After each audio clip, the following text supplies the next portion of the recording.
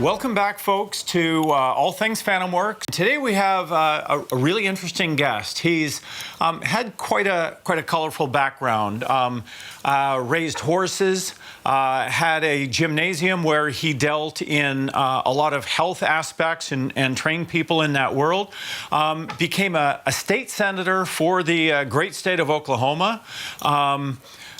Became a homesteader, which is the number one reason that I'm actually following his life today, because we share that together. He has a passion for helping people, and he's developed the whole self, mind, body, and soul sort of approach. So where I have looked at homesteading from sort of a three-phase approach, starting with food, health, and nutrition, going to self-sufficiency, where you deal with things like water and enough stuff to keep you sort of good if bad things happen, all the way to hardcore disaster prep, getting you ready for anything from hurricanes and tornadoes to civil unrest that unfortunately is all too commonly sort of seen around the world. So my guest today is Mr. Jake Merrick. So welcome, Jake. How are you today? Hey, thanks. It's so good to be here. I'm doing great. So I would actually like to start on a lighter tone. Brother, I started losing my hair when I was in my late 20s, and at first, I got to tell you, it was kind of that earth-shattering thing, and that's why I'm bringing up the subject. Apparently, unless you just decided to shave your head one day, you face the same thing. And I try to limit the number of chemicals, and I'm certainly not going to take any pills to fix any of this. So I'm assuming you're sort of the same way. Do you avoid taking pills other than maybe vitamins or mineral supplements, things like that? Yeah, absolutely. I mean, there are those times when, I'm not afraid to pop an Advil if, there's a big headache or whatever. Sure. But on a regular basis, no, we avoid that. We try to eat in a way that reduces inflammation inside, that promotes energy, promotes good sleep, promotes good moods. And finding that you can really regulate all that through your food is shocking to a lot of people, because we've just been raised with this culture of you expect dysfunction and you expect that the solution is found in a pill. Yeah. So we just are raised with this cultural mentality of, you will eventually become overweight, or you'll eventually deal with depression or deal with insomnia, whatever it may be. The list is long, but there's a pill for that.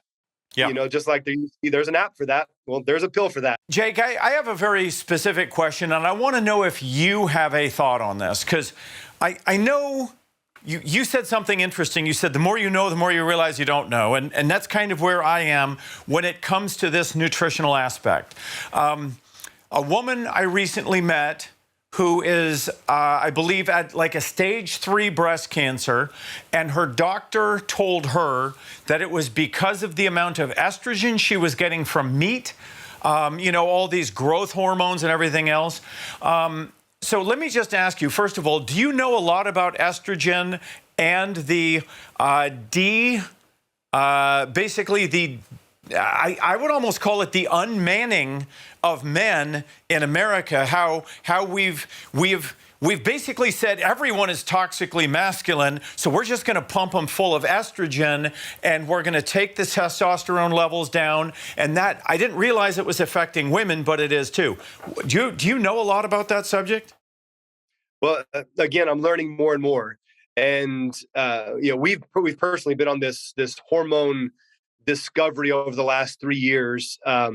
My wife recently having a hysterectomy and dealing with the hormone imbalance from that, learning all about that. Me coming into my 40s and checking my testosterone levels and learning how to influence those naturally as much as possible, supplementing when necessary. But the interesting thing you bring up is this,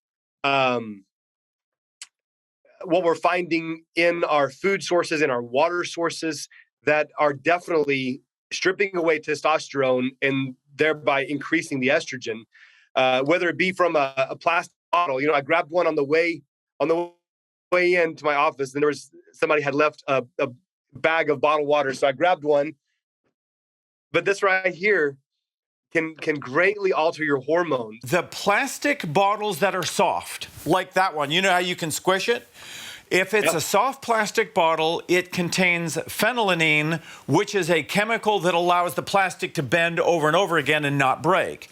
Phenylalanine will leach into the water and then leach, obviously, into your body when you drink it, and causes a medical condition known as phenylketonuria, which is a fairly nasty disease. So even our drinking, here we promote health and here, drink fresh, drink spring water, and then we package it in a plastic bottle that'll kill you. Yeah. Is anyone out there at a government level, do you think the federal government is actually doing anything to really try and improve the health of the citizens of America? I do not believe the federal government is taking any initiative to improve our overall health. I think that the way they define health even is very radically different from the way I would define health, and probably you as well. Yeah. I disagree with most of the recommendations from our doctors. I find it very frustrating to go see a primary physician and they're 200 pounds overweight or they're got high blood pressure. They're the picture of non-health. Yeah, they come in smoking cigarettes. Right, yeah. And so I don't believe that there's a true understanding of what. Well, just look at the recent FDA-approved food pyramid and the recommended list of food where they rank Skittles and frosted what is it? Anyway, some kind of cereal above beef. Oh, yeah, I thought that was a joke. Are you telling me that is a legitimate? I mean, somebody told me that the other day. I thought it was a joke or a meme, like from social media. Right. No, it's legit. And it's one of those things, just like with so many things right now, it's so bizarre. You just assume it's from Babylon Bee. Yeah. You just assume it's like, no way, this is real. But in fact, these are some recommendations. Well, you just look at the Secretary of Health. Just look at a picture and you know that she has no clue about health. Well, let's wait, Jake, let's not cloud the issue with facts, okay? Let's just stick to emotions like everybody else does and not deal with facts. All right. So you're right. The just looking at some of the people that are in charge, you really have to just wonder, shouldn't you at least be some level of a poster child for the thing that you're advocating? And yet they're clearly not, right? Yeah, absolutely. So okay. One of the things we're dealing with, and we'll get into with the 100K Friends discussion, but even looking at water, obviously, and you mentioned the breakdown in these plastic flimsy bottles, and we're seeing the same kind of chemicals in municipalities, in the waters that are going straight to the houses and businesses across the cities that are very toxic. And they may meet EPA standards. That's what's crazy. They meet EPA standards, but in reality, they're very toxic. The water in Norfolk, I'm in the city of Norfolk and in the county of Norfolk, and they claim that the water here is some of the best in the nation. If I pour a glass of water, and I'm not the strongest smeller in the world, but I can actually smell the chlorine in the water from 4 to 6 feet away in a single glass. It is that strong. And so the chlorine levels and the fluoride levels, let me tell you, I moved out to a farm. We have no chlorine and no fluoride in our water. And that's the way I think you were supposed to drink water, is with nothing in it but water. Yeah, absolutely. And we could achieve that too. We could filter the water to that point. It's simply a matter of cost. And if they don't feel it's important enough, they're not going to make the investment. Well, come on. What's wrong with you? I mean, you can't filter water for health. You got to set your priorities, right? Exactly. So you have to take care of others first. You can't fund our enemies' petroleum shortages and help them out if you're helping your own people. I mean, Jake, you need to not be silly on this podcast. Okay, come on. I should remember the spiel before every flight to put the mask on someone else first before yourself. Yeah. That makes more sense. All right, so let's So nutrition-wise, I think we probably share a lot of ideas there and a lot of beliefs. I will tell you, I'm continuing to look more and more into it. And what's scary is that you know they call them conspiracy theories, like, you know, was JFK killed by more than one shooter? Well, I think you'd have to be an absolute blithering moron if you study the case and believe JFK was killed by a single assassin. It's actually 100% impossible. All right, it's not just unlikely, right. It is absolutely impossible that JFK was killed by one person. So, but you become a conspiracy theorist. And when I started looking at food, nutrition, health, and I started looking into what some of the things the government is doing, has done, and like stops you from doing, it's really hard to think that they're not all written by conspiracy theorists, because if you, like, the deeper you dig into it, the more you will find that the government seems to be working against the people when it comes to health and nutrition. And I find it like it's almost like an episode of Twilight Zone, and you're like, really? Really? They're fighting all of this? And they are. They're fighting almost everything that actually seems to be healthy in the long run. Right. That's why I always say is the first step in protecting your freedom is protecting your health. Yeah. Because if you're crippled or if you're laid up in a hospital bed, there's no way you can protect yourself, let alone your family or your community. And I believe that is the goal, is to create a society of dependence. Because if you are dependent on them, then they have power. Face masks for America over the last 3 years, and especially for children, healthy or unhealthy? Well, absolutely unhealthy on various levels. Physically, I mean, rebreathing your carbon dioxide, you know, not getting enough oxygen on a regular basis. And there's plenty of studies to support that.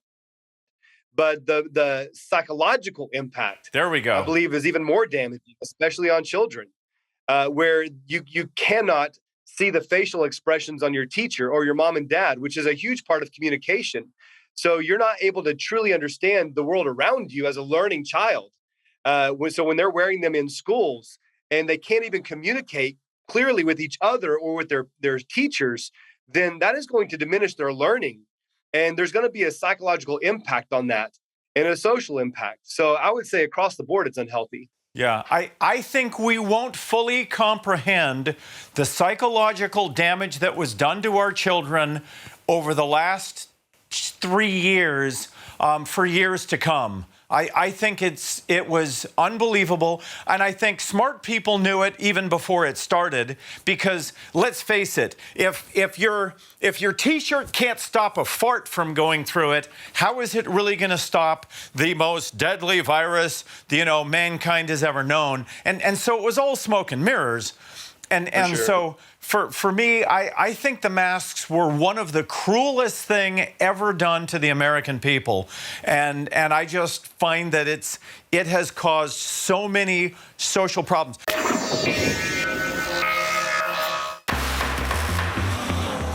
It's not moving any gears at that point. FantomWorks is working hard. Come along for the ride.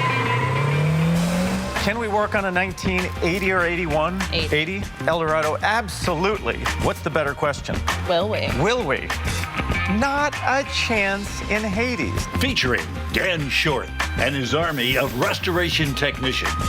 I know we're labeled mechanics and car builders, but the reality is at FantomWorks, we're really more about connecting people and the memories of their cars one more time. Watch complete restorations. I'd like to change this. Resto mods and rebuilds from the ground up.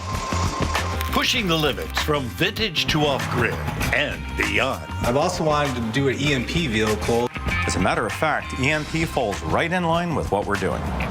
Don't miss a single adventure with FantomWorks. Subscribe and click the bell today.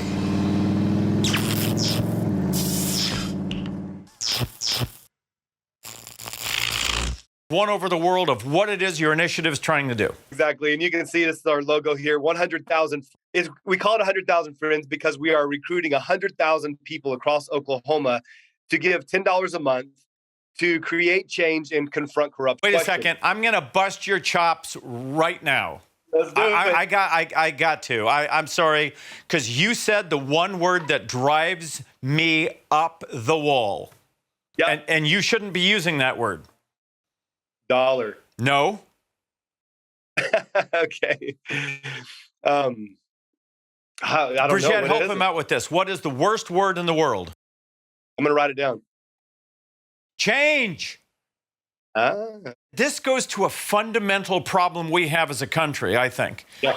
Have you seen the series Yellowstone? Yep. Because I have hated the word last one. change since it was used as a mask to say, let's destroy the country.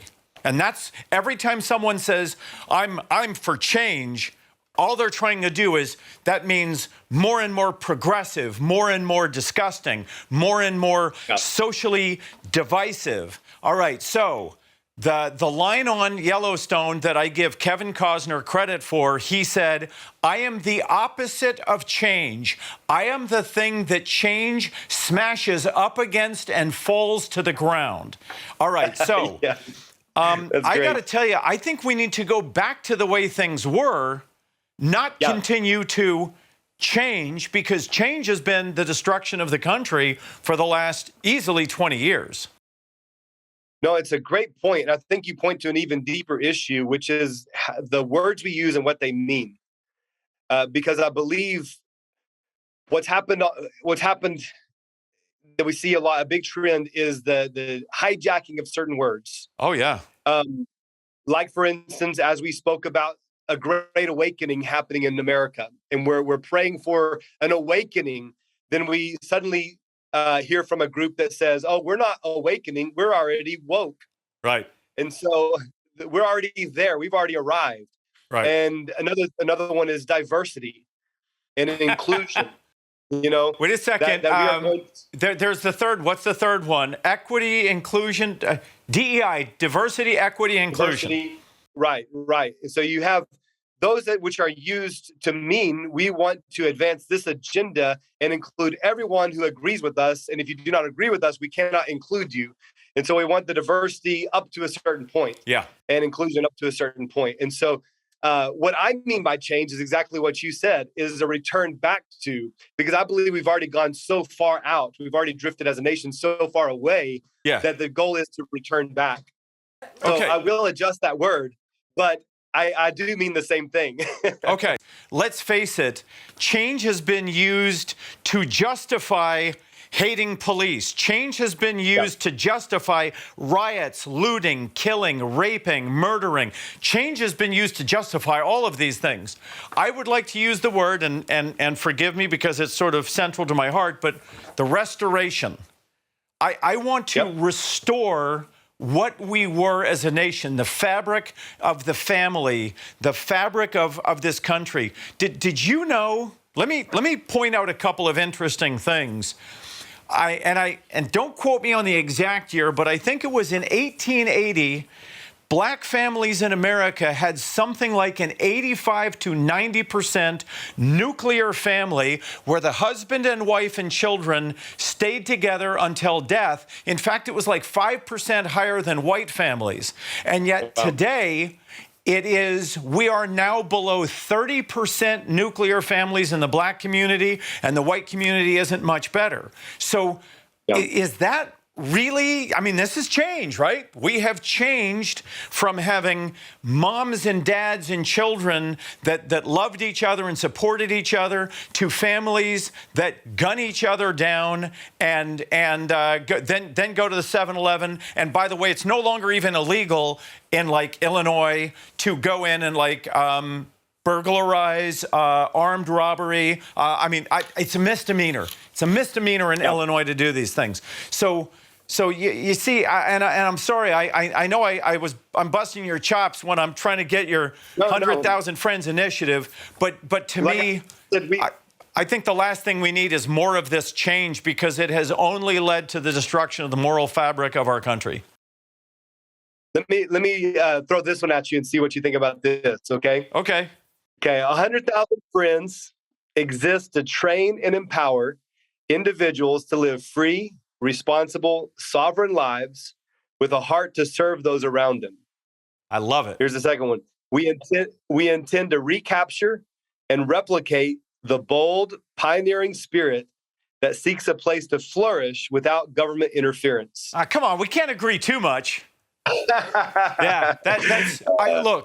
I couldn't agree more. Right.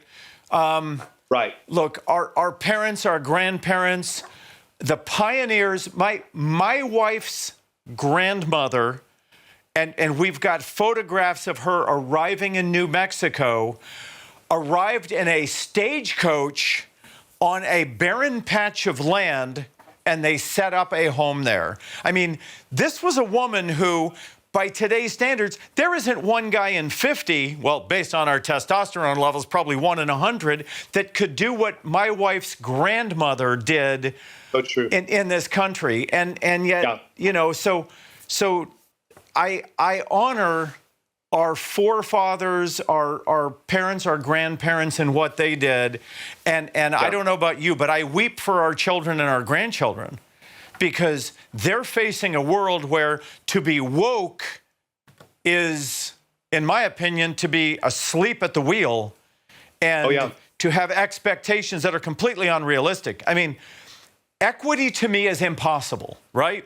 Because but the pure definition of equity means that the homeless guy living out here in the shelter and on the side of the road because he doesn't want to follow the rules of the homeless shelter most days, he should be capable of having the same size company as Jeff Bezos and Amazon. And yet, is that realistic? No, equality is what we must pursue, which is the opportunity. Right. Equal opportunity. And equity is to guarantee outcomes. Exactly. And so we're not trying to guarantee an outcome. No, nothing's guaranteed in life. All men are created equal, and the thing. The thing says you are free. We are guaranteed life, liberty, and the pursuit of happiness. Yeah. And I would argue that in America today, we are still guaranteed life, unless, of course, you're unborn, in which case you better watch out. You no longer are guaranteed liberty, because I don't know about you, but I certainly don't believe I have the freedom to say the things that I think I should be able to say. And I should be free to pursue happiness. But equity basically is saying we're going to guarantee happiness. And by the way, are you familiar that there are proponents saying that we need to rewrite it and guarantee happiness?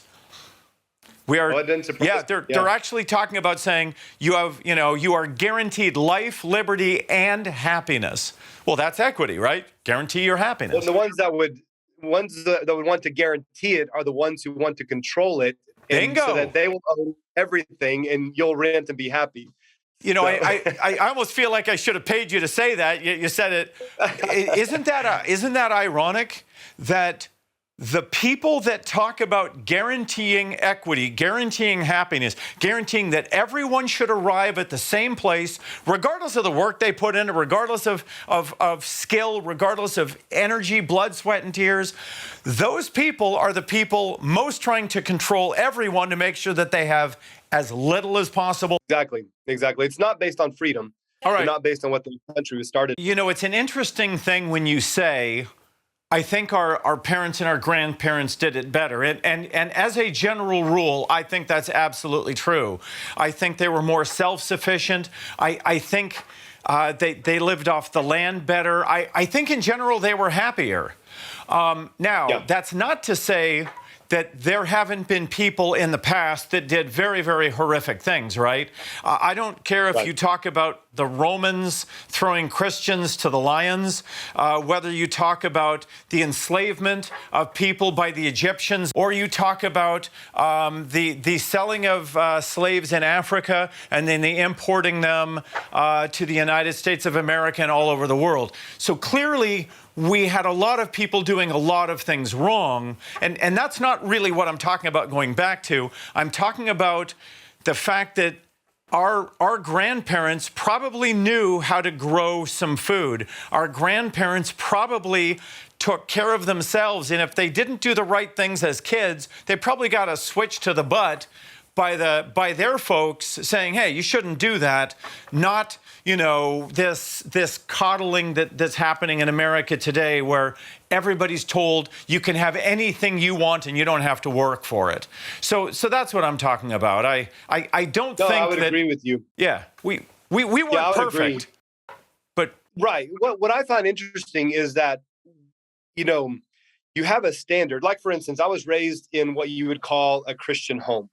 I was born again and baptized early. We went to church almost every Sunday. But I can point to a whole page of things that my mom and dad did wrong. Sure. That probably did not agree with the Bible that they promoted and read every Sunday. And so we don't necessarily look to people as the example, but we look to the principles and to in this case, the Bible, but in the case of our founding fathers, the Constitution that they wrote. And what I find interesting is that they developed a document that even self-corrected their mistakes. So, for instance, most of them were slave owners. They had a lot of flaws with them, but they together collectively came up with a document that I believe is the most profound in world history, creating a society that has been the most prosperous, the most free. And it corrected, it charted a course that corrected a lot of these flaws that were even in the founders, even the writers of the document themselves. So I don't know, just something I meditate and think on is like what they ended up producing down the road as generations accepted this and lived by it. It began to correct things in our society. Yeah. And obviously, sometimes the pendulum swung so far in the opposite direction. And in some ways, it stopped moving altogether. But I feel like if we go back to those original principles and live by them, it will bring correction where there needs to be correction. So yeah. And do you want to hear one more interesting fact about our Constitution and all 50 states' Constitution? That's why I love to talk to you, because you're full of interesting facts. There are 51 documents, all the constitutions of every state and the federal government. We are referred to only as a republic, and the word democracy does not exist in any one of the 51 constitutions of the United States of America. Not one time, one place. That's right. So it's rather interesting. Right. In fact, our forefathers were very, very ardent about the fact that we would not become a democracy. We would be and remain a constitutional republic. So I just think it's interesting because, when even Tucker Carlson calls us a democracy, I just want to shake my head and smash my head then against the wall. Representative republic. And we can't forget that, exactly. Where there's a democracy, there's the potential for mob rule and anarchy and then tyranny. Yep. So and tell me that isn't happening.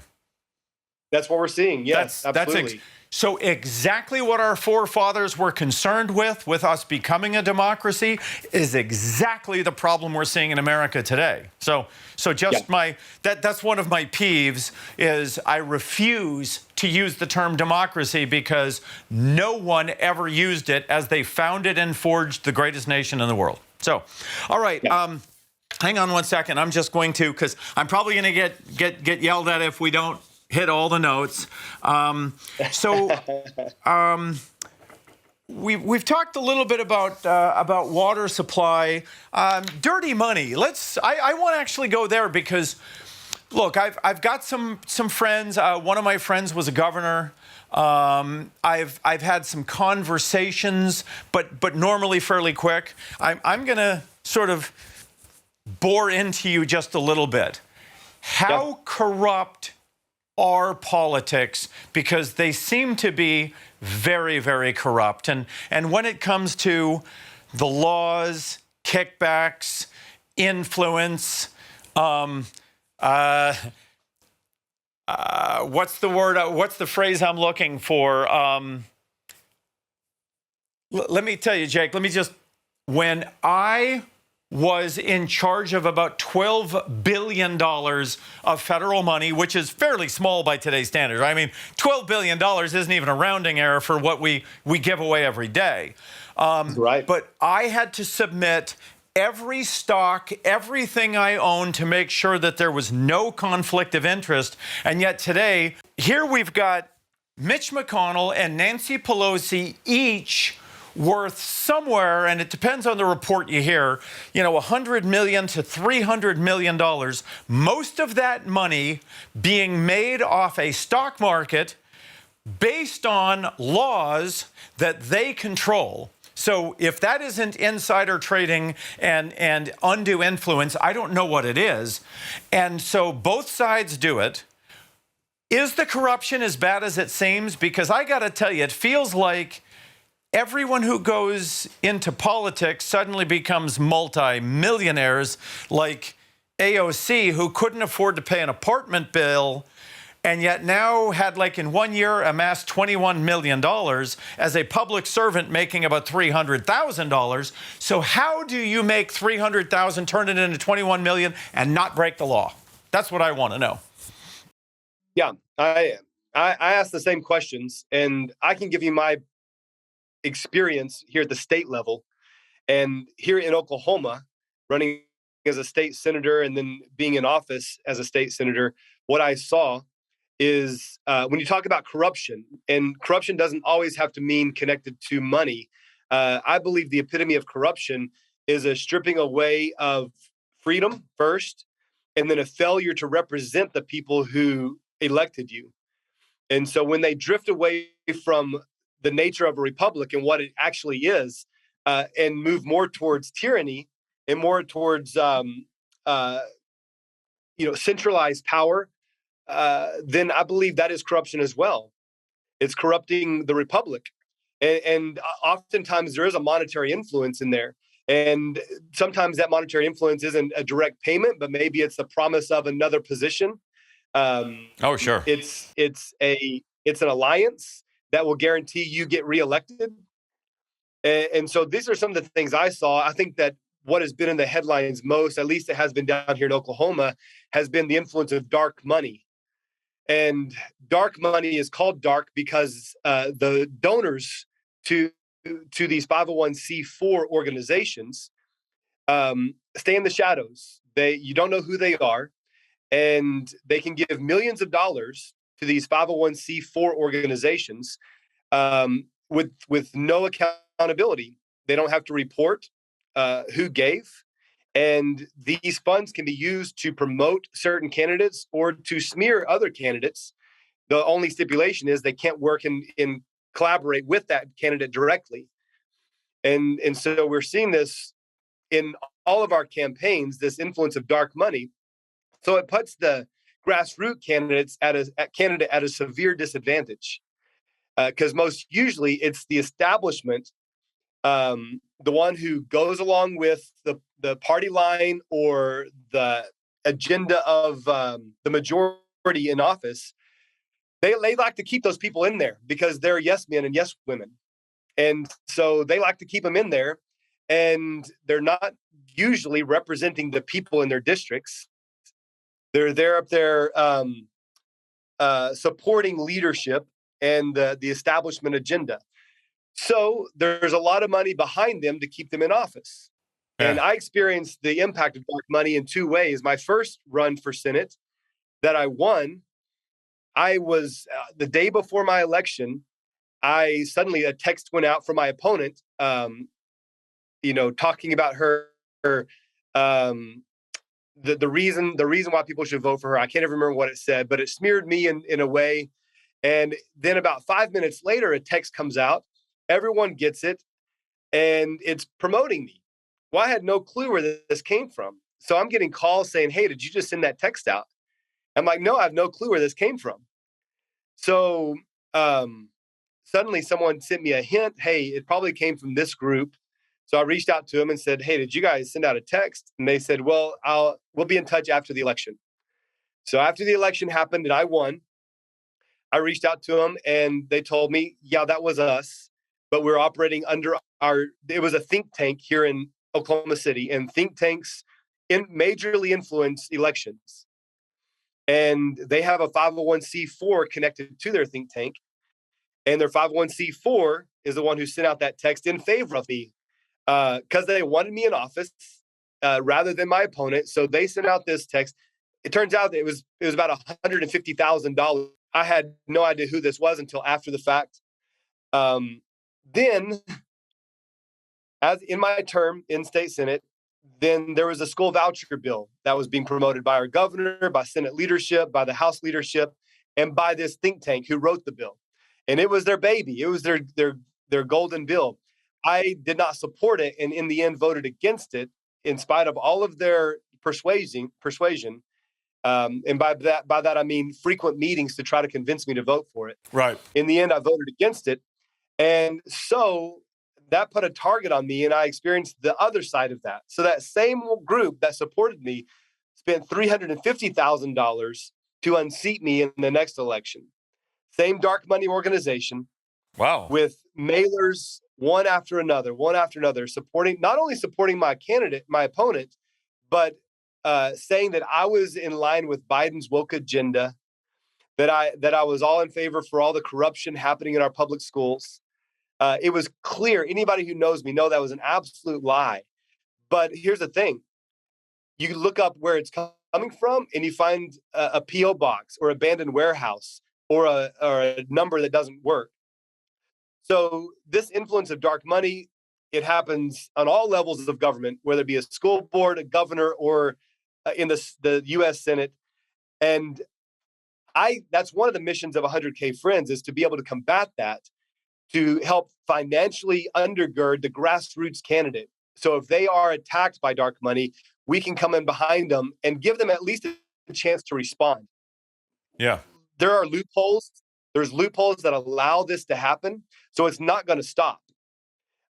So I think all that we can do right now is ensure the other side, the side that we're on, the grassroots that represent the people, have the same amount of funding to be able to respond. Okay. Well, all right. So I'm going to go to a dark place then about the law. I believe that the constitutional amendments were numbered in order of priority. Would you effectively agree with that? Like the First Amendment is probably the most important, the Second Amendment, second most, and so on, right? Right. What do you think about the First and Second Amendment to the Constitution today? Do you think that they're still valid, or do you think that they've been all but deleted? They're definitely under attack, no doubt. I do believe that it is state by state. As we look at each state, I think there's a difference. So there's a very big difference between California and Oklahoma. And so we are very pro-Second Amendment here in Oklahoma, and we're a constitutional carry state. So we have some of the best gun protection laws, I believe, in the nation. And of course, we always say that the Second Amendment exists to protect the First. So We're not here to fight for our guns so we can hunt more and have more shooting sports. You know, there's actually a deeper reason, and it's actually to protect our families and ourselves and from an intruder, be that governmental or otherwise. Well, there's a, and this is where I couldn't have disagreed with George Bush more. George Bush created a thing called the Defense of Marriage Act. And although I actually couldn't agree more that men and women can make babies and have families, and men and men have a really hard time doing that, and women have a really, really difficult time doing that. So I actually agree with the fundamental underpinnings of it, but I was horrifically just distraught over George Bush doing that, because the Constitution has one fundamental role, and that is it protects the people from the government. And defense of marriage was sort of the opposite. It sort of played the opposite role. Look, as long as the government is leaving you alone, if you're a guy that wants to marry another guy, as far as I'm concerned, that's your business. I don't support it. I don't think it's the right thing to do, but I'm not going to work against it in any way, shape, or form. That is one of the freedoms that I think we were granted by the constitutional and the men that wrote this, the greatest document the world has ever seen. So long story short, the the support of the Constitution is, in my opinion, the most important thing that all lawmakers must do today.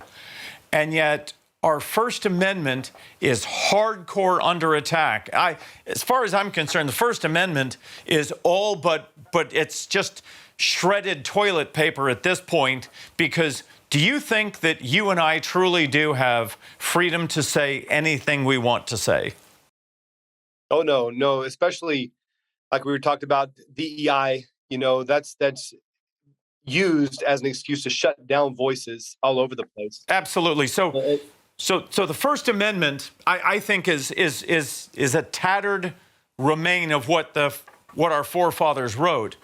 And the Second Amendment, when you hear people trying to defend it because it's for hunting or your next door neighbor breaking in, do you think that that's what our Second Amendment is for? No, not at all. I mean, it's to ward off tyranny. It is to stop government overreach. I mean, Our Constitution was written. The First Amendment allows you to say anything you want, and the government can't stop you. And the Second Amendment makes sure that if the government decides to do something, whether it's about the First Amendment or anything else, the Second Amendment protects the people from the government. That's it. Yeah. As far as I'm concerned, look, I would say that if it's about criminals, the police are there theoretically to help you against criminals, and the military is there to prevent the country from being attacked by outside influences. But the Second Amendment is not about either of those. It's about protecting us from government overreach. Yes. Period. For sure. Yeah, and they are both under attack nonstop. Like I said, I do think that it is probably particular to each state as far as how those rights are protected. And I'm a big states' rights guy, states' powers guy. And so I want to always come back to the state and say, it's your responsibility to push back. I mean, when they originally started the 13 colonies in the Declaration of Independence, there was actually 14 states that are mentioned in the Declaration, the 13 and the state of Great Britain. So they were putting themselves on equal terms, on equal playing field with Great Britain, identifying themselves as independent sovereign nations. And so a collection of independent sovereign nations. And so I return to that. I think that that's needed because we've become a heavy centralized power with the federal government, stripping our states of the power. So, recently there's the ATF ruling that would restrict the arm brace from a pistol, making that illegal. But sheriffs here in Oklahoma said they would not enforce that rule. So if the ATF came to Oklahoma to enforce that, the sheriffs, there was about 30 of them who wrote letters and said that they would defend the people's rights to carry. So it was a big win for Oklahoma, I believe, in that sense, protecting the state's rights. Yeah. I don't know. I could talk about this subject all day, and I don't want to because we'll go down the rabbit hole. But I was incensed. Last week, I was watching some of these, Senate hearings, and they were trying to basically say that the Second Amendment was about a militia, which is the National Guard and the Army Reserve. So as long as they have weapons, the civilians don't need it. And I'm just scratching my head thinking, have any of you actually read the thing? Because I don't think you have. I don't think you've read it. I don't think you understand it. I don't think you understand the genius of the authors who wrote it. Because I got to tell you, I think they were the smartest human beings this country's ever seen. They saw 250 years into the future and protected us 2.5 centuries after their words were penned on paper. Yeah, it was incredible. That was so I think you have a hard time. And then, of course, you've got the geniuses down in, there's all sorts of colleges where they're talking about it's time for us to get rid of the Constitution. Could you imagine what would happen to their lives if that actually did happen? Right. They don't understand what would actually happen. Yeah, because you would be communist China overnight. I want to give you a few more minutes, if I can. The 100,000 Friends Initiative. It's 100kfriends.com. Yes. Right? So So what is and I know you're looking at creating $1 million a month, but give me the bullets of what that $1 million a month will actually do. Like, how could people see it change their lives in tangible, real ways? Yeah. Well, like I said, there are so many different facets we want to address from, on one side, dark money, the big pharma corporate healthcare conglomerate, and their influence on our elections, doing some deep dives into that. You know, what we would say is woke indoctrination in our public schools, media that is very one-sided and we suspect are not giving us the whole truth, not doing true journalism and reporting. Wait a second. Let me help you out here. You suspect? I can help you out here. Exactly. You don't have to suspect anymore. They are giving us anything but the truth. Yeah, it's crap. What it's literally the antithesis of the truth is all you get from big media. So that's it. I never personally watch the news for that reason. And then even our criminal justice system and how from corrupt judges, corrupt DAs, corrupt law enforcement. And so part of what we want to do is help fund private investigators along with a film crew and conservative media sources that can bring this to the people, to their attention. A lot of people have compared this effort to Project Veritas, where we're going in to do sometimes undercover work to get the truth. And really that's all anybody's wanting is what's actually happening. No. Let me tell you, they don't. Smoke and mirrors. Yeah, you and I want the truth, and I think a lot of people do, but let's face it, right now there's a lot of powers out there that want to mask the truth in any way they possibly can, right? Yeah, and that's why efforts like Project Veritas and this effort, 100K Friends, is so needed, because you got to get through a lot of layers and really get on the inside secretively to be able to discover what's really going on. And nobody likes to do it that way, but it's become the necessary way. We actually are going directly to water boards, going to municipalities, to mayors, and saying, hey, we want to know, what does your water report say? Now, all of these are supposed to be posted online, and they are, we found. But as we've dug into it, we find the report, and like, for instance, the recent one we did was Weatherford, Oklahoma, and their atrazine levels in their water met the EPA standards. So the EPA standard was 10 microns per so many gallons or whatever. And so they came in at 6. And we say that even though they're meeting the EPA standards, it's still a very toxic level. And then how much are you actually consuming on a daily basis? So, and then not only consuming, but absorbing through your skin. And then this atrazine if you heat up atrazine in hot water, it actually activates it. So if you get in a hot shower with high atrazine levels, it's being absorbed and activated into your system very quickly. And so it's not just the water that you are drinking, it's what you're bathing in and showering in. And then you're feeding the same thing to your children. My dad was just recently diagnosed with kidney cancer. Well, they've leaked in his community so many other people who have kidney cancer to high atrazine levels in their water. So this is an issue, along with arsenic and chromium and all these other toxic things in our municipality water systems. So what we're doing as 100K Friends is going to the water board, to the mayors, asking them, are you aware of this? We want to work with you to solve the problem. We're not out here to call you out and punch you in the nose. We want to work with you. But if they refuse to work with us, we've got to have another plan in place.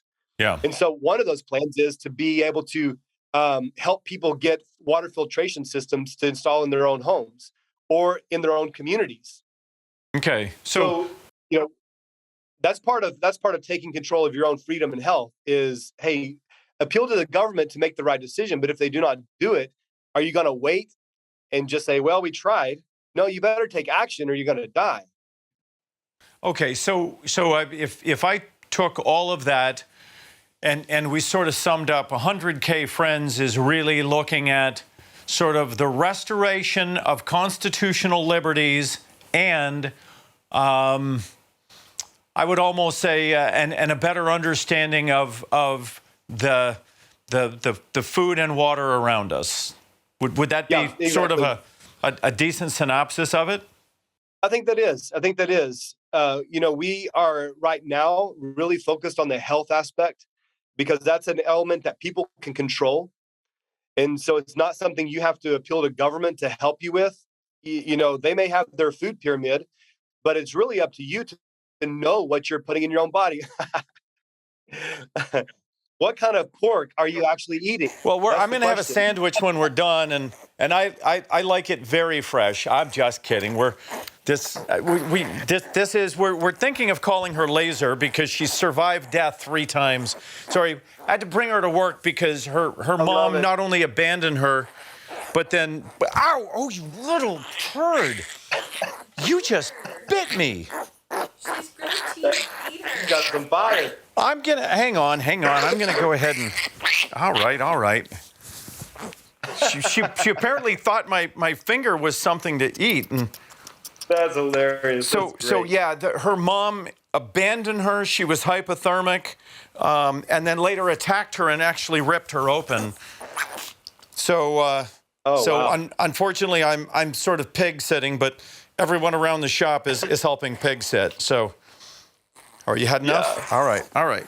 So this is one way we describe this too, is we seek to promote individual liberty, personal responsibility, and self-sustainability. Yeah, all the things that seem to be sort of out of vogue today, right? Absolutely. And things that, hey, if push comes to shove and you come to the grocery store one day and there's a barren shelf, what are you going to do? Well, And that's where, if we can't return back to individual liberty and self-sustainability, and we do this by reclaiming and rediscovering these lost arts and lost skills. We're actually partnering with some of the Amish in our nearby community that they actually want to come in and share these skills that they use all the time in their community, but in our broader culture has been lost. And one of those skills is the ability to connect in community. all right. So let's have a little bit of fun with this. Do you think the supply chain is healthy right now or unhealthy in general? I think it's fragile. It's fragile, and there can be any kind of world event, and because we're so dependent now on external resources, overseas, production, whether it be energy or food, and anything else that we're wearing that comes from China or Taiwan. I mean, how many things do we have that we use on a daily basis that actually comes from America? Very few. And so if we're so dependent on overseas, what happens over there that we're not controlling directly impacts us. Yeah. So, what are wars that are happening around the world? How is that going to impact us? It could overnight empty our shelves and empty our gas tanks. Right. So then the question is, what do you do? So what's really interesting to me is, and I'm going to speak sort of metaphorically. I think 100 years ago we had 1,000 farms. It was probably millions, but let's just say where 100 years ago we had 1,000 farms producing food for 1,000 little communities around America, and today we've got 100 farms or 10 farms that are massive, controlled in many ways by the government, and they're very efficient and they're producing a ton of stuff. But if we lose even a small percentage of them, it's going to have just shockwaves through the system. So what are you personally doing at home to sort of protect you and your family from the potential shockwaves of this huge agricultural sort of giant putting you and your family in jeopardy? What are you doing? Well, so what we're doing is we're looking for land constantly. That is one of our big initiatives, is to not only for ourselves, but also for others. And so some of this effort to buy up land is not just through personal resources, but through a collective effort with multiple investors coming in to buy up 300 acres, that we can use this 300 acres to promote permaculture. Permaculture is an amazing science of using the natural flow of water on a land to help fertilize it and hydrate it, and use its natural topographical flow to maximize its production ability. And so we're doing a lot of that kind of study and deep dives into what is this ground meant for, what can it produce here in Oklahoma, and then maximize those kinds of crops that can sustain us here. So we're obviously not going to grow lemons here in Oklahoma. We're going to grow something that can actually grow in our ground and that can help sustain life. And so we're working on 12 acres on a smaller piece of land. And we're looking at even things like shorthorn cattle that were originally meant for both beef and this is a breed that's actually dying out because of the big beef conglomerates that are coming in and want to maximize just beef production. And then the dairy conglomerates that are coming in to focus just on milk. But these other breeds, like the shorthorn cattle, were meant for both, and they were meant for a smaller plot of land. Yeah. So it's some of these kinds of things that we're returning to and rediscovering that helps individuals on a small plot of land be able to create everything they need and be self-sustainable, maybe on an acre or two. They don't have to have hundreds of acres to be self-sustainable. Yeah, I've got 4 in one. I've got about 2 acres set aside just for cattle, but on those 2 acres, I've got 2 dairy cows, there are 2 calves, and 4 milk goats, and they do very well. And I got to tell you, I'm like a kid in a candy store on the weekend, because we take all the milk and everything that we've sort of harvested through the weekend or through the week, and we're turning it into amazing things. We haven't made ice cream yet, but we've made whipped cream, butter, buttermilk, cottage cheese, cheddar cheese. And when you realize that you can take grass, process it through an animal that is just this kind and gentle animal that, my female Betty, she loves belly rubs and walks on the beach.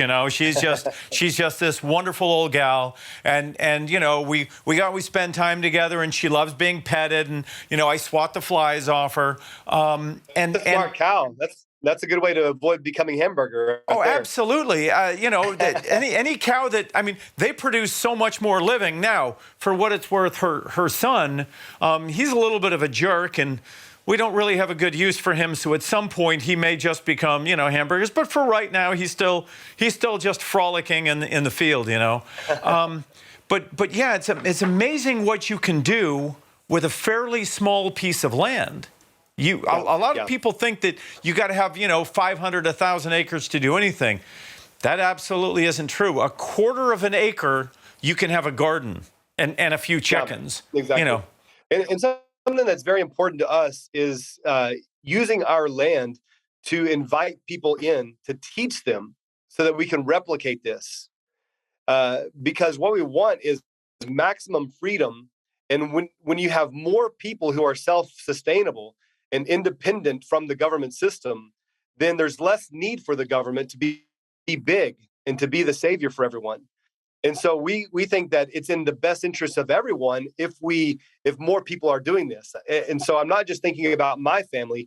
I want everyone to be moving towards this, so that not only are they safe and protected if the grocery store shelves are bare, but it's, I believe, the only way to reduce our dependence on government and the overreaching tendency of government to step into our lives is if we don't need them, say, hey, we don't have to fund you. We can stay right here and be self-sufficient, and we're fine. So one of the big things I want to point to is we're working on a program. It's already in place in Texas. It's called the Show Me Youth Ag Academy. And they're doing great things to teach high school kids all about the beef process, from insemination to the developing a healthy pregnancy, the birthing process, raising it, how to sell it. And so by the time they graduate from high school, they have all of the skills to get right into the beef production. Yeah. It's a great program. So we're working on something similar to replicate that in Oklahoma. Well, and I'll tell you, you actually hit an interesting chord, because I'm actually involved in all of those processes now. And look, I know it's going to sound like, well, no kidding, Captain Obvious, but the reality is I have learned about so many of these processes. Like, we all know that mommy cows and daddy cows get together and make baby cows. But when you actually are involved in the process, bringing them together, and then suddenly you've got pregnant cows, and then the cows give birth, and then suddenly their udders fill with milk, and then you're processing that and turning that into produce. The things that you used to go to the grocery store, you're suddenly making it at home. And then you realize you are growing beef. And like on my property, and look, we only have 6 acres, six and a half, but we're farming beef, milk, cream, eggs, chicken, turkey, goat milk, which means soap, different types of non-dairy based cheeses. We've got bluegill and catfish and largemouth bass and clams in the ocean on our property, and oysters. And when you start realizing there's actually, it's very cool when at the end of the weekend you've created and filled your refrigerator with all these products that everybody thinks the only way you can get it is the magic of the grocery store. It's absolutely untrue. You can create that magic yourself. And what's interesting is nobody's going to be more environmentally concerned than the one who's living on the land. Right. And so I believe that if green activists were really, that was their main agenda, they should be promoting this right and left. They should be, but they're not. Look, the hypocrisy of the Green New Deal cannot be overstated. It's mostly crap, right? That we're gonna create a carbon footprint the size of Texas to get to a symposium to talk about how you and I shouldn't have a car. And it's like, really? That's what the Green New Deal is? Look, let me tell you, I'm going to admit something that I don't think I was a total heathen, but when I first moved out of my house, I bought this little house. I was 18 years old, and I remember when I had to drain the motor oil out of my car, and this was before AutoZones and stores like that would take motor oil. I will admit that I threw it into the ditch next to my house. Well, I'll tell you, I've gone 180 the opposite. I won't even let a pesticide, anything. I won't use Roundup. I won't have, not one drop of Roundup has touched the 6.5 acres of my property in at least decades that I know of. And so I've gone the opposite. And so I got to tell you, I'm kind of incensed at this Green New Deal, where they're very concerned about taking away your car and my car, and yet I see landfills. I watch people take 40-inch TVs and throw them in the garbage because the 60-inch TV is only $413 on sale today. And I'm looking at that going, you got to be kidding me. We throw everything in the garbage, our plastics. I am told that although virtually every plastic, and hang on, I'm just going to check here. Actually, this one isn't even marked. I don't see it. It doesn't have the recycling logo on it, but I'm told even if it does, it doesn't matter because all plastics are effectively non-recyclable. That we can recycle glass, we can recycle metals, but plastics just fill landfills and create, what is that? There's an island in the middle of the Pacific the size of Arkansas or something. Right. So why aren't we focused on the things that we actually can do and that are reasonable, rather than these pie in the sky, we're going to get away from, fossil fuels in the next 8 years? Ain't going to happen. Which, that is, like I said, the reason our efforts are focused on health, because it does bring it all back to the individual person and saying, what are you doing to have dominion over this right here first. Right. Over this right here first. Because until you can control your person, why are you trying to control anything else? Yeah. And so we want to encourage that self-discipline, that self-regulation. John Adams said that our Constitution was only written for a moral and religious people. It's wholly inadequate to the governance of any other. And so he understood self-regulation, self-discipline in light of our accountability to God himself. That's what the Constitution assumed. Yeah. And so where you have people that operate with self-regulation or self-discipline, you will have the opportunity for maximum freedom. Yeah. Yeah, I think if John Adams sort of got a briefing on wokeness from some of these university professors, He would lose his mind. Yeah, I think it would have been an interesting conversation. All right, one final point. I just want to talk about big agriculture. Yep. What's your philosophy on big agriculture? Here to help or here not to help? Well, it's definitely damaged local farmers, and with, they move in and they are behind a lot of legislation that creates more regulation. And that's for a reason, because with more regulation, it's too burdensome for the local mom and pop farmer. So now they can't live up to these heavy regulations. So they have to go out of business and guess what? Sell to the big corporations. Yeah. So the big corporations can then acquire their land and expand their territory. And oftentimes these big conglomerates, these corporations are foreign owned. So, one of the major beef producers in the world is from Brazil. And, we're in Oklahoma, we're the number 2 producer of beef in the nation, right behind Texas, which has far more land mass than we do. But we produce about 2.1 million in beef a year annually.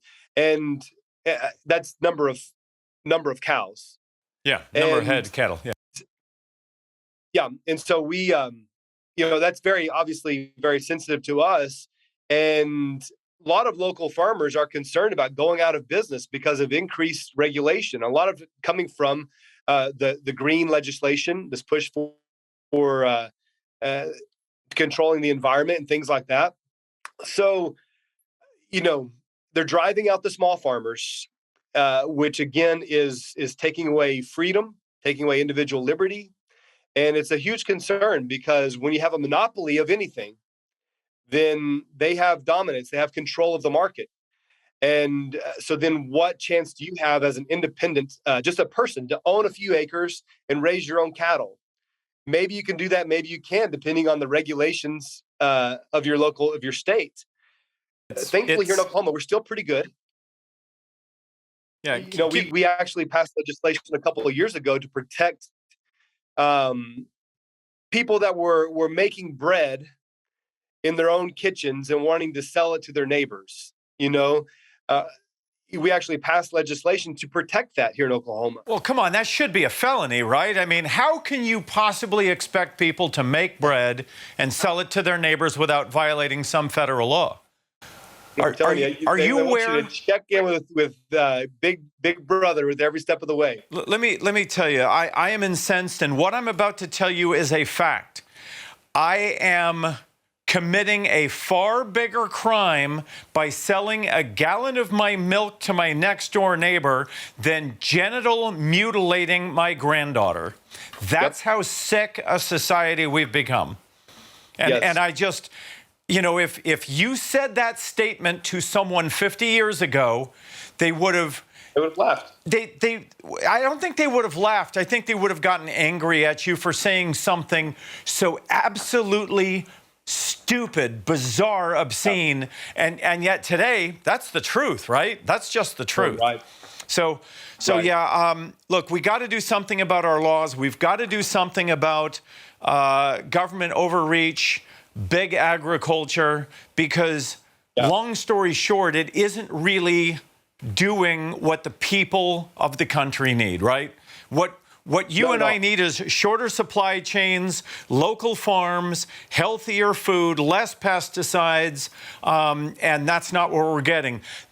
the food that we're eating, and especially if it comes in a plastic package, chances are you're better off eating the toxic plastic than you are the food that's inside it in many cases. In many cases, that's so true. Is we don't even really understand what real food is anymore. So many things are food products, and it's just consumed daily as if it's the norm, and it is the norm. Yeah, I'm going to share a quick story. I bought a little farm in a town close to here, and Chesapeake, and I met with the city, and I told them I've got a 501c3, and what I want to do is take disadvantaged city kids and teach them how to grow a tomato, how to graft an apple tree, how to take a chicken and turn a chicken into dinner so that you actually have cognizance that what you're buying in a package is not really the way God intended. It's not really the way nature produced it. And I went to the city, and I had one group that said, we think that's an amazing thing. We're going to support you. They brought me to the zoning commission. The zoning commission effectively in 2 hours said, you will give us the equivalent of $250,000 of your property, produce stuff for the city for us to actually allow you to zone it agricultural so you can do those things. I got up and I walked out and I said, thanks for nothing. So it was just a very poignant reminder that the government is never here to help.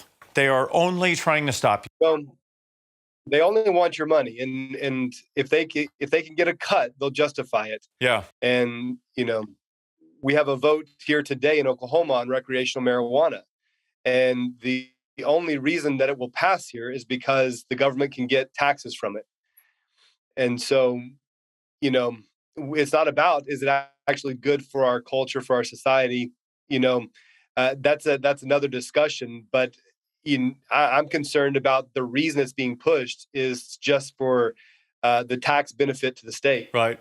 Well, and my thoughts on it are, we're making so many stupid decisions as a society today. I really don't need everybody getting stoned and making even more stupid decisions. So I don't have any strong emotional love or hate towards the cannabis plant. I personally, I tried it and it sucked. So I went, I'm just not interested. Yeah. But what bothers me is that we have so many people making so many bad decisions. I really don't want stoned, drunk morons making more and more of our decisions. So for that reason alone, I think the legalization of marijuana, I mean, what's next? Are we just going to legalize? We are one step away from legalizing pedophilia in this country.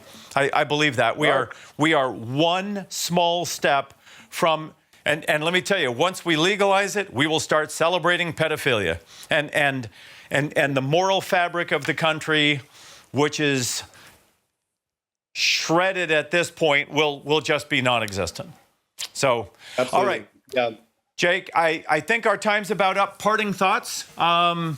Anything you want to say? I support your 100K initiative. In fact, I will make you a promise. I will go in today and become a member of your 100K. I know you only want Oklahomans, and so I know you hate the fact that we're supporting you from Virginia, but I'm going to do that for you. Not at all. I believe in what you're doing. So thank you. Why don't you take a minute and give the audience your social media platforms, and so that we can find you on on that amazing internet.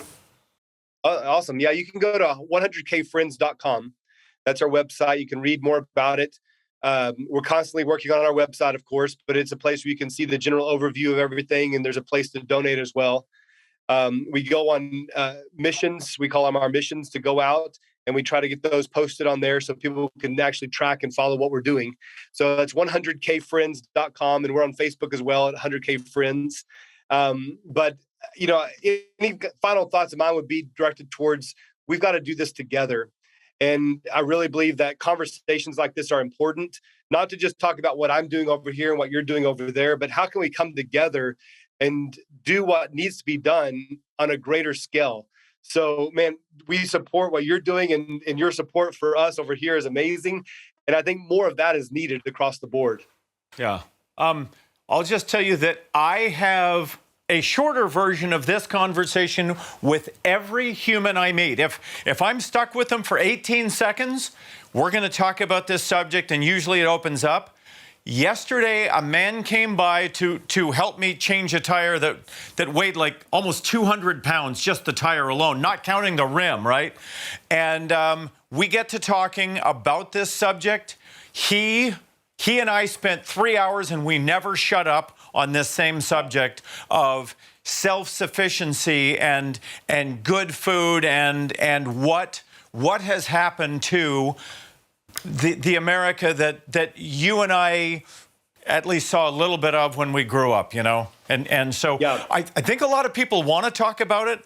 I think they're just afraid that they might offend you. I'm not afraid of offending anyone. I mean, I don't care who they are. Yeah.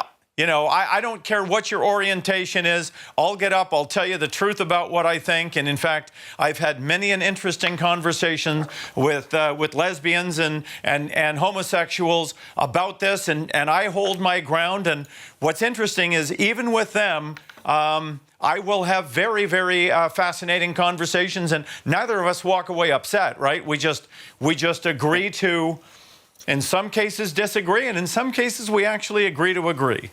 That's common ground, absolutely. So, Jake, I got to tell you, I've really enjoyed this last hour chatting with you.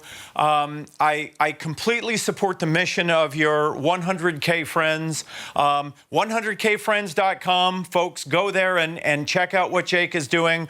It's really a restoration of American values, and the health aspects, right?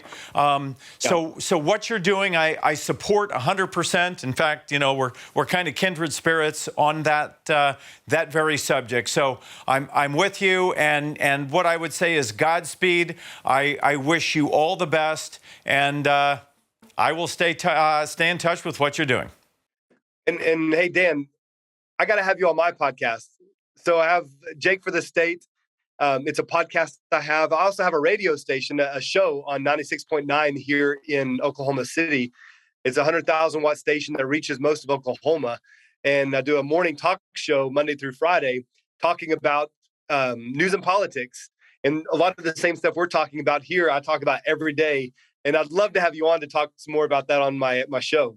Gee, I don't know. Talking about farming, politics, all the things, I would love to. You know, they say there are 3 subjects you should never talk about, and they're actually my 3. I love talking about controversial subjects, so count me in anytime you want, brother. Awesome. We'll do it for sure. You know, I would actually say it's great to speak with similarly minded people, but the reality is almost everyone I speak to has these same opinions, has these same emotions. It's a very visceral thing, and it's pervasive in the country today. So, you know, Jake's 100K Friends Initiative, his, sort of approach to the holistic mind, body, spirit, I couldn't agree more with all of that. I learned a lot today from Jake. I had a great time conversing with him. I hope you guys enjoyed this journey along with us. So soon we're going to be chatting with someone about cars. I love talking about cars. Look, there's probably 3 taboo subjects, right? Cars, politics, and food. And I love talking about all 3 of them. Join us again on All Things FantomWorks, where we're going to have a great guest here. And remember 2 things. The best day to plant a tree is 20 years ago. The second best day is today. And then finally, the government is here to help you with absolutely nothing.